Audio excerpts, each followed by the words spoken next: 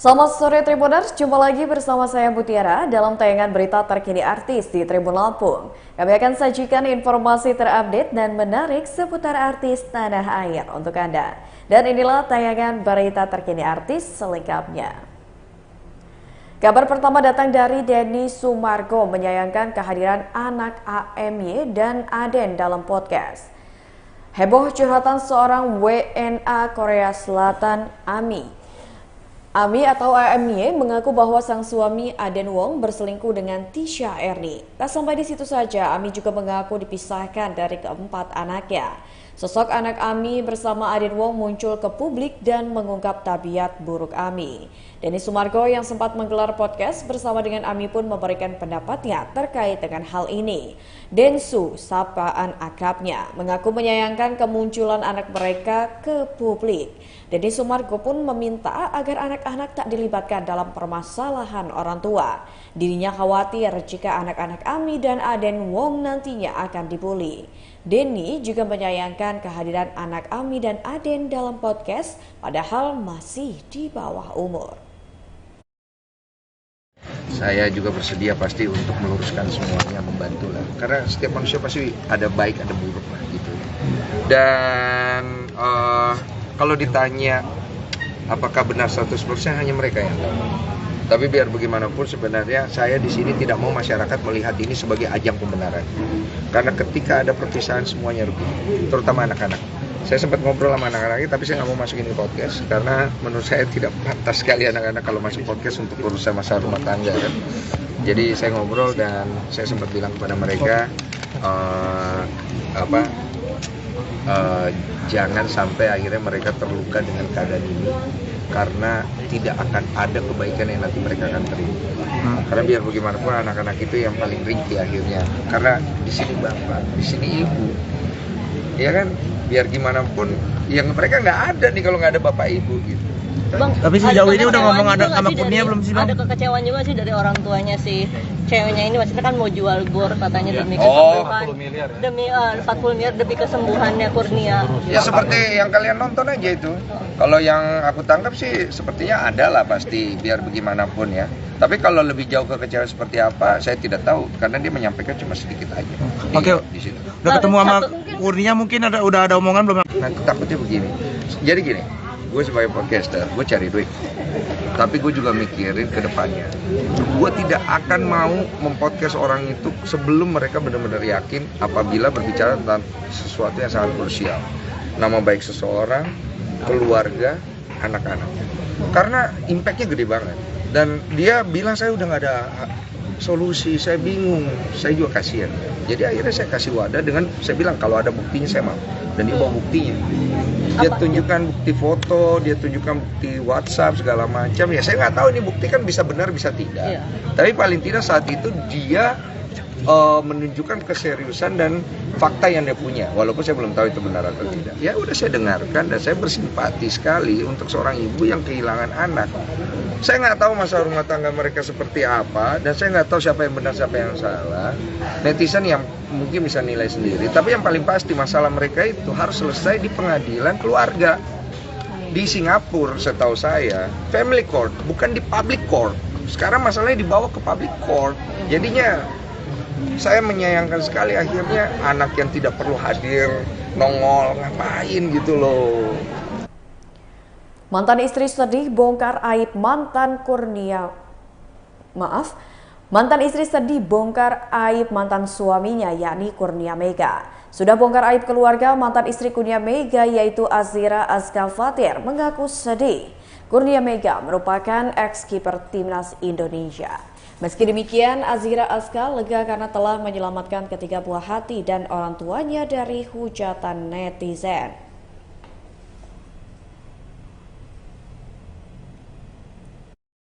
Itu dikatakan Azira saat menjadi bintang tamu dalam salah satu podcast. Meski publik telah mengetahui Kurnia Mega, tapi perasaan sedih dan khawatir tetap menyelimuti hati ibu 3 anak tersebut. Meski demikian, ia tetap merasa lega karena telah menyelamatkan anak-anak dan orang tuanya dari cacian pedas netizen. Terlebih, Azira pun sudah menyimpan kedok mantan suaminya tersebut selama 9 tahun lamanya. Bahkan, orang tua hingga kerabat dekatnya pun tak ada yang tahu tabiat asli Kurnia Mega di depan istri dan buah hatinya. Sampai suatu ketika, ayah Azira pun mengetahui dengan mata kepala sendiri apa yang telah dilakukan Kurnia selama ini. Saya jadi jangan menghujat atau menghakimi mantan istri atau anak. Itu sih maunya aku. Gitu. Tapi permasalahan itu udah berjalan berapa lama, dari kapan? Masalah yang mana? KDRT itu dari awal nikah. Dari awal nikah. Dari awal nikah. Dari awal nikah. Kenapa baru? Aku kan nggak ada buka apa-apa. Keluarga pun aku nggak ngasih tahu. Gitu. Semuanya aku tutup rapat kan. Semuanya aku tutup rapat. Kenapa aku buka segala macam? Karena anakku dampaknya nggak baik.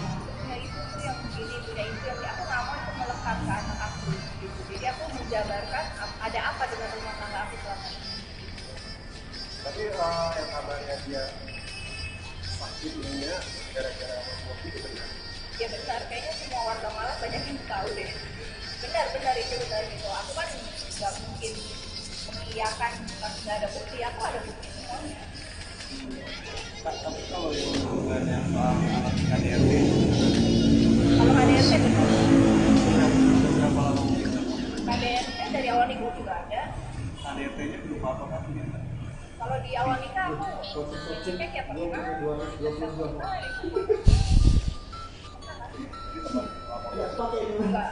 Nggak ada niatan aku melapor karena nggak ada pikiran buat cerai. Nggak ada keinginan buat cerai, mikirin cerai itu nggak ada. Mungkin yang bikin kakak tetap bertahan apa? Anak, otomatis anak aku. Jadi maksudnya kondisi aku gimana pun ya pokoknya aku utamain anak. Karena aku nggak mau anak. Aku tahu anakku udah luka gitu. Aku nggak mau aku tambah beban mereka, aku nggak mau. Mungkin kan cerita kakak ini udah banyak mungkin semenjak di podcastnya Korensu gitu kan. Mungkin alasan buat kakak menceritakan semuanya di itu apa enggak? Aku menceritakan ya itu karena aku nggak mau sampai dampaknya kena ke anak dan orang tuaku. Orang tuaku dibilang mendidik anak gagal lah apa segala macam. Padahal orang tuaku sangat baik kok. Dikenal di baik juga. Mungkin sempat katanya terlilit utang ya kayak. Aku sama Ega terlilit utang iya. Karena kan dari 2017 nggak ada pemasukan, semua putus kontrak gitu. Makanya kalau netizen bilang aku nggak tahu diri lah apa, orang dari 2017 sudah nggak kerja dan aku masih bertahan sampai 2023. Nah, mungkin Mas sebenarnya caranya kakak untuk bertahan hidup gitu, mungkin apa yang dilakukan sama kakak sendiri atau Dari 2017 itu kan aku pernah jualan keripik, pernah jualan ceker, dan pokoknya apa yang bisa aku lakuin gitu. Pokoknya aku nggak mau istilahnya Ega kepikiran stres gitu. Aku pengen tuh pada saat itu tuh dia fokus sembuh aja gitu loh. Fokus sembuh aja, maksudnya dia mau berobat kemana pun tinggal bilang aja, nggak usah mikir uangnya tuh dari mana apa segala macam. Tidak ada support mungkin dari. Kabar selanjutnya datang dari presenter sekaligus komedian Anwar BAB yang dimarahi ibunda jika banyak bekerja di bulan Ramadan. Presenter Anwar BAB bersyukur Ramadan tahun ini mendapat banyak kerjaan. Namun tawaran pekerjaan di bulan Ramadan kali ini terpaksa dibatasi. Salah satunya Anwar tak ingin mengambil pekerjaan dalam program buka puasa. Hal itu dilakukan lantaran dirinya ingin merasakan momen buka bersama dengan keluarga. Diakui oleh Anwar, ibunya pun sudah mulai merasakan rindu buka puasa bersama anak-anaknya di rumah. Momen keinginan sang ibu itu pun membuat Anwar kemudian merasa sedih. Beberapa pekerjaan yang diambil pada bulan Ramadan kali ini pun tak mengganggu waktunya untuk buka bersama bareng keluarganya di rumah. Nasi, sayuran, sekarang udah ada gorengan, tapi tetap ada di meja makan ada gorengan, cuma siapa aja mau nyolek silakan. Ramadan ini juga kan semakin banjir tawaran Itu bener, itu betul banget, betah seneng luar biasa karena ya udah bilang ya dari awal aku jadi artis bahkan sampai sekarang aku masih dipercayain di dunia hiburan itu kerjaan ada terus bahkan kemarin sempat ada nawarin lagi kan, ini kalau ibarat kata diturutin apa ngambil kerjaan, bisa aku sehari dari pagi sampai malam sampai subuh kagak tidur, ada aja nggak tidur sampai subuh ya kan, gitu sih. Ya kan sampai ada di story juga kalau nggak bisa tidur kayak itu emang ritmenya seperti apa sih Kak? Jadi ritmenya itu ya sahur kan, buka kan sama Raffi tuh, sama keluarganya Raffi kan di rumahnya Sultan tuh kan. Itu Anwar jam 12 tuh udah datang, anaknya udah briefing segala macem gitu kan, sampai jam 5. Nah dari jam 5, anak pulang ke rumah, karena rumah jam 6 tuh kan, sholat subuh, mandi bener ganti baju, udah bilang lagi syuting lagi, karena aku punya program yang baru tuh yang apa yang masak-masak gitu kan. Itu balik lagi, terus kesini deh, syuting ini, nanti balik lagi di rumah. Jadi kagak ada tidurnya aja. Nah, memang kalau dulu nih maaf ya, maksudnya kan yang mikirin kerjaan. Jadi kalau dulu tarawehnya bolong-bolong. Jadi kayak taraweh ntar aja deh. Tapi kalau sekarang bener-bener Masya Allah Anda bilang nggak mau ngelewatin. Jadi pas aku pulang kerja mata mau ngantuk mau pegel berangkat ke masjid. Jadi ibadah tuh kita yang maksain. Kalau gak dipaksain aku nggak ditarik-tarik sama Allah gitu. Artinya lebih balance gitu ya? Lebih balance. Dan jujur Masya Allah beneran. Kalau dulu kerja tuh rasanya kayak kerja banyak tapi kayak capek. Tapi kalau sekarang kerja banyak tapi maaf ya ibadahnya seimbang itu aku ngerasa kayak oh nice good I like it gitu. Jadi aku kayak ngerasa kayak kalau udah sholat udah tenang aja gitu kayak iya enak banget gitu kan, tinggal ibadah tinggal kerja aja gitu. Berarti punya target pada apa juga Kak? Ada target, ada urusan 1 hari itu aku ngabisin 2 lembar. Perkara itu mau jus berapa penting 2 lembar ya 2 lembar. Jadi kalau misalnya zuhur 2 lembar, asar 2 lembar. Kalau misalnya aku skip nih kayak kerja kan dia cuma zuhur doang masak. Malamnya pas sampai rumah aku dobelin jadi tadi kelewat 2 lembar berarti sehari itu ada hampir 10 lembar gitu. Karena untuk sholatnya 2 lembar Pak. Ini kan berarti istirahatnya juga meskipun fokus ke ibadah juga pasti kan istirahatnya berkurang lagi. Iya. Tidurnya bukan apa? Tidurnya paling cuma selewat-lewat doang sejam 2 jam di mobil. Ya tadi kan mau jalan sini kan lumayan ya, dari Cibubur ke lokasi kan 2 jam kan. Enggak deh sejam setengah. Jadi dari masuk mobil serot gitu nggak main handphone, duduk aja tidur, nyemepet bangun syuting, nggak dandan gitu. Ya namanya kita resiko kerja kan, ibadah dia mau digapai, kerjaan mau digapai di bulan Ramadan, jadi ya capek wajar gitu. Tapi apa sih tipsnya tuh mukanya untuk segar, karena kayak kita segar padahal tidurnya aja kurang. Ya tadi Anda bilang kita harus smiling good ya, jadi setiap ketemu orang tuh emang kalau di mobil tuh bete ya, kan dibangun tidur ya. Biasanya orang gitu kan kalau tidurin cuman kayak kalau orang Batak Sunda ngebangkit, nanggung ya kan. Bangun tidur ini udah dipanggil. Jadi langsung tuh kasih jeda dikit misalnya setengah jam kayak ketemu orang senyum gitu kan. Walaupun kayak capek gitu, senyum aja deh hahaha. Terus sama yang paling penting ada dari hati. Ini mah buat bukannya ria ya, tapi Anda pribadi ketika kita sesuatunya dari hati, kitanya senang mau capek bagaimanapun kayak ya udah kayak nice good aja gitu. Titik baliknya habis umroh kemarin tuh ikut hijrah.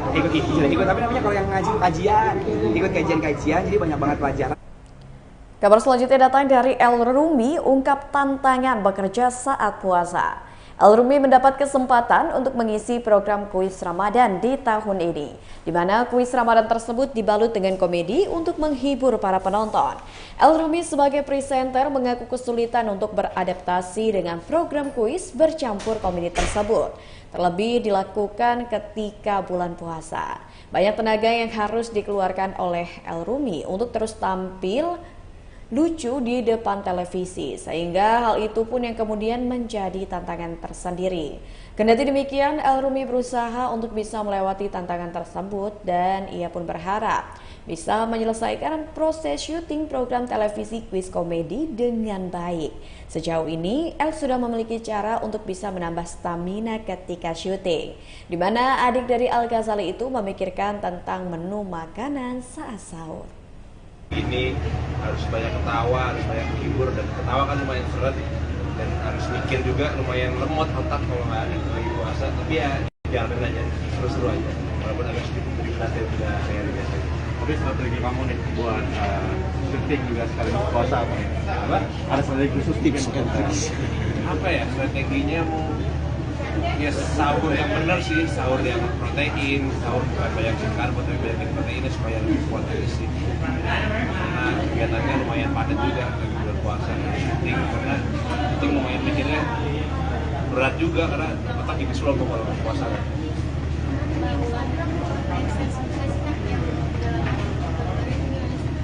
Itu kebetulan kemarin lagi ini aja lagi foto untuk sebuah brand muslim dan kita pakai sarung. Kita disuruh mereka yang ingin remake foto itu sebenarnya kita ikutin aja dan kita jualnya sarung karena kita dulu tahun 2009 Maret ada ada pada tuh pernah foto bareng kayak gitu dulu zaman kita berkereta, jadi kita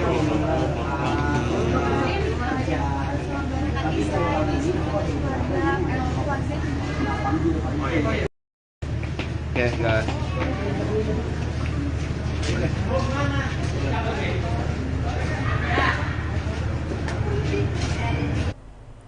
Kabar selanjutnya datang dari Gilang Dirga yang rutin naik transportasi umum ketika bepergian.